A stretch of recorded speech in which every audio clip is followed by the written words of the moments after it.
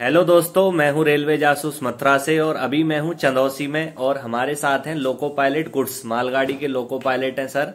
तो सर आपको सारी जानकारी देंगे एएलपी के एग्जाम की जो वैकेंसी निकली है उसमें आप सक्सेस कैसे हो सकते हैं। तो चलिए सुनते हैं सर कहाँ के रहने वाले हैं और सर से जानकारी लेते हैं।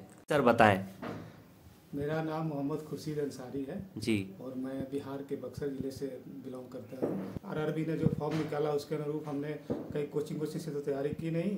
हम गांव से बिलोंग करते थे तो गांव में हमने 10-15 लड़के अपना एक ग्रुप बनाए। जी। ग्रुप बनाकर इस चीज़ से रिलेटेड ग्रुप डिस्कशन करते थे। ग्रुप डिस्कशन करने से हम लोग को बहुत फ़ायदा मिला। जी। उस ग्रुप डिस्कशन में हम लोग को कठिन से कठिन सवाल अलग अलग ग्रुप के जितने बच्चे थे आपस में बैठ करके हम लोग हल कर लेते थे। जी। उसके बाद आरआरबी ने 2014 में जो वैकेंसी दी उसके अनुसार हम लोगों ने फॉर्म अप्लाई किया।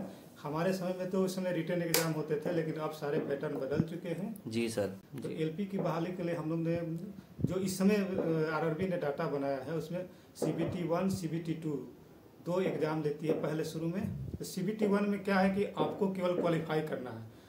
वैकेंसी के अनुसार CBT 1 में जो बच्चे बैठते हैं वो उसमें 15 गुना रिजल्ट CBT 2 के लिए आरआरबी पैनल जारी करता है। जी। तो सर इसमें कौन कौन से सब्जेक्ट आते हैं CBT 1 में? CBT 1 में आपको मैथ्स, रीजनिंग और आपके रिलेटेड जितने टेक्निकल क्वेश्चन होते हैं, साइंस के भी क्वेश्चन रहते हैं, GS भी रहते हैं और बाहरी दुनिया से खेल वोल, बाहरी दुनिया जो विदेशों से भी जो बड़े बड़े चर्चित लोग होते हैं उनसे रिलेटेड भी क्वेश्चन होते हैं। तो इन सब हम लोग को इसकी तैयारी के लिए करंट माहौल से भी जुड़ना पड़ता है। जैसे जो करंट में जो अभी फिलहाल गतिविधियाँ होती है दुनिया में या अपने देश में या अपने आसपास में, उस तरह के सवाल भी इसमें पूछे जाते हैं। फिर सर CBT 2 का क्या प्रोसेस है? CBT 2 में वही प्रोसेस है जो CBT 1 में होता है।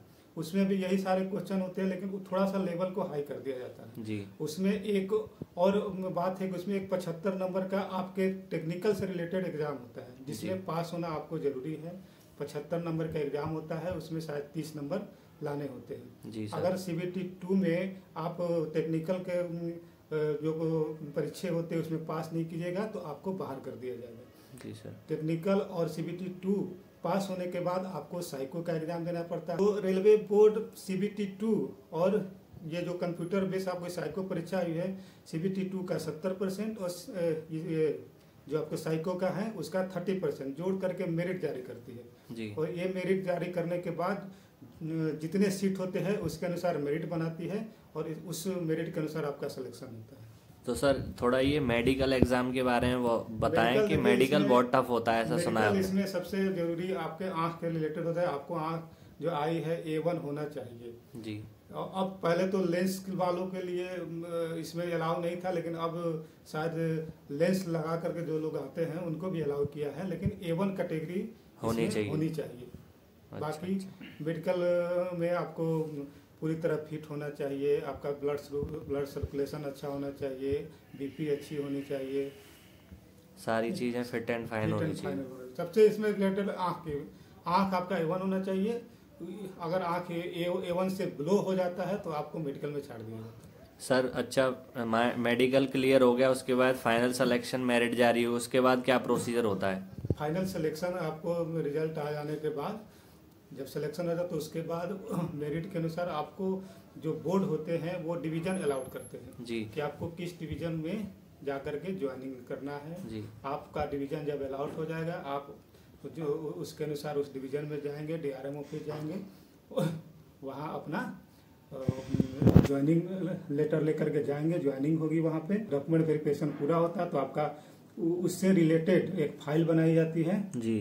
ठीक, फाइल बना करके वो आपको उसके बाद ट्रेनिंग के लिए भेज दिया जाता है। तो सर ट्रेनिंग डीजल और इलेक्ट्रिक दोनों की होती होगी? तो दोनों की होती थी, लेकिन इस समय अलग अलग बोर्ड का अलग अलग जो उनका क्या अलग अलग जो मंडल है वो अपना अलग अलग प्रारूप अपनाते हैं। कोई दोनों कराता है, कोई सिंगल कराता है। या आपको इलेक्ट्रिक से कराएगा या तो डीजल से। तो उसमें चॉइस पूछते हैं स्टूडेंट से कि या जैसे कोई इलेक्ट्रीशियन है तो उसे इलेक्ट्रिक कराएंगे? होती है डिवीजन में जो जरूरत होती है। जैसे अगर ज्यादा डीजल इंजन चलते हैं उस डिवीजन में तो आपको डीजल से ज्यादा प्राथमिकता देगा जी। अगर इलेक्ट्रिक इंजन ज्यादा चल रहा है तो आपको इलेक्ट्रिक में ज्यादा प्राथमिकता, तो वो उस डिवीजन के ऊपर निर्भर करता है। फिर ट्रैफिक की ट्रेनिंग के लिए चंदौसी भेज दिया जाता है। ट्रैफिक की ट्रेनिंग के लिए आपको चंदौसी भेज। तो यहाँ कितने मतलब ट्रैफिक की कितने दिन की ट्रेनिंग होती है? यहाँ 30 दिन की ट्रेनिंग होती है। अच्छा। 30 दिन ऐसे वर्किंग के हिसाब से 27 दिन की यहाँ ट्रेनिंग दी जाती है। जी जी। ठीक है, 27 दिन में आपको यहाँ ट्रेनिंग जो जितने भी ट्रेनिंग होती है आपको पास करना जरूरी है जी। पहली बार में अगर आप फेल हो जाते हैं तो दूसरी बार में मौका दिया जाता है। दूसरी बार में अगर आप पास नहीं होते हैं तो तीसरी बार में अपने खर्चे पर ट्रेनिंग करनी पड़ती है। तीसरी बार में भी फेल हो गया कोई तो आपको बाहर कर दिया जाएगा, आउट हो जाएंगे बिल्कुल। हाँ। दोबारा से फिर सिलेक्शन प्रोसीजर में आना पड़ेगा। हाँ, फिर से वही आप वही प्रक्रिया अपनानी पड़ेगी। थैंक यू सर, आपने इतनी जानकारी दी। जो भी असिस्टेंट लोको पायलट की तैयारी कर रहे हैं बच्चे, और उनके लिए बहुत बहुत शुभकामनाएं। जय हिंद, जय भारत, जय इंडियन रेलवेज।